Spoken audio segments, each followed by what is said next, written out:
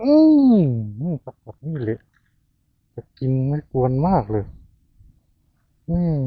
นะครับตัวแรกหมายนี้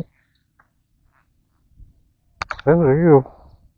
นี่นะโอเคครับ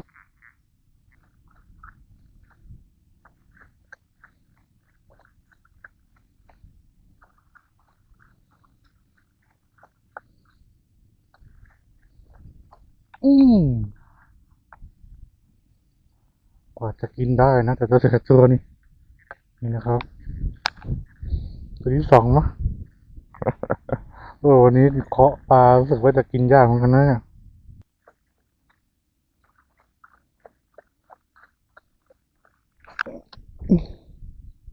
โอ้ยปลาหลุดนี้ตายแล้ว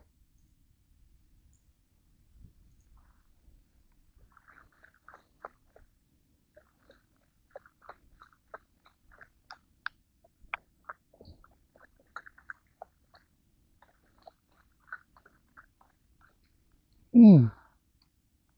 คนยังลึงเลยที่อยู่เลยอ่าใส่งามมาแล้ว